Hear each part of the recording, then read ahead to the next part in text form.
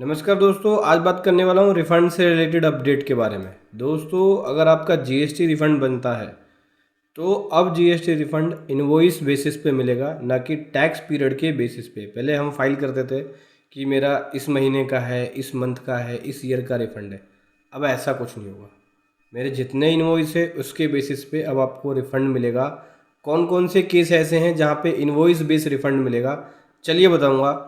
जो भी भाई बंधु मेरे चैनल पे पहली बार है, इस वीडियो को पहली बार देख रहे हैं, जिन्होंने अभी तक सब्सक्राइब नहीं किया, सब्सक्राइब कर लीजिए। साथ ही साथ बेल आइकन पे भी क्लिक कर लीजिए ताकि इस तरह का कंटेंट आपको मिलता रहे। तो दोस्तों, जीएसटी पोर्टल पे चेंजेस कर दिया गया है। ये 3 कैटेगरी है जो इनवॉइस बेस रिफंड देंगे। सबसे पहला है service with payment of tax. दूसरा है अगर आपने सप्लाई करी है एसईजेड यूनिट को या एसईजेड डेवलपर को विद पेमेंट ऑफ टैक्स। तो देखो, export of service with payment of tax और सर्विस सप्लाई करी है या सप्लाई करी है, गुड्स या सर्विसेज दोनों करी है, एसईजेड यूनिट या डेवलपर को करी है with payment of tax. Deemed export का केस है, ठीक है, रिफंड फाइल कर रहे हैं सप्लायर डीम्ड एक्सपोर्ट के केस में, तो उस केस में इनवॉइस वाइज रिफंड मिलेगा। जो टैक्स पीरियड का ऑप्शन होता था कि भाई इस पीरियड से इस पीरियड का है, वो ऑप्शन रिमूव कर दिया गया है पोर्टल से। बस इसमें एक कंडीशन आपको ध्यान रखनी है कि जिस भी पीरियड का या जिस भी महीने का या जिस भी इनवॉइस का रिफंड क्लेम कर रहे हो, वो इनवॉइस जीएसटीआर 1 में होना चाहिए और उसका टैक्स जीएसटीआर 3B में पेड होना चाहिए। क्योंकि मंथ ईयर तो हटा दिया, इनवॉइस वाइज कर दिया, तो जो भी इनवॉइस का रिफंड क्लेम करोगे आप, वो R1 में होना चाहिए और उसकी टैक्स की पेमेंट 3B में होनी चाहिए, तभी आप रिफंड ले पाओगे।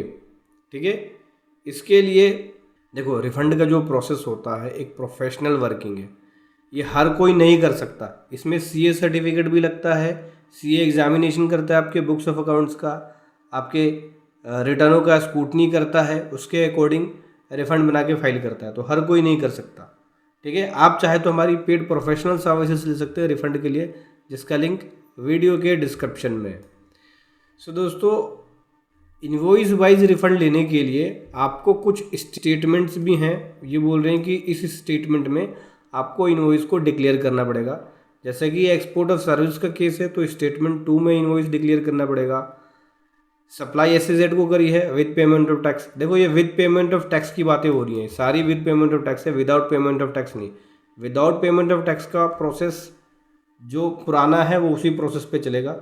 विद पेमेंट ऑफ टैक्स का प्रोसेस जो है उसके अंदर चेंजेस है, तो इस केस में स्टेटमेंट 4 भरना पड़ेगा और डीम्ड एक्सपोर्ट का केस है तो स्टेटमेंट 5B भरना पड़ेगा। इनवॉइस की डिक्लेरेशन देनी पड़ेगी और एक बार आपने इनवॉइस इस स्टेटमेंट में दिखा दिया तो अगले रिफंड पीरियड में उस इनवॉइस को नहीं ले सकते, इनवॉइस लॉक हो जाएगा।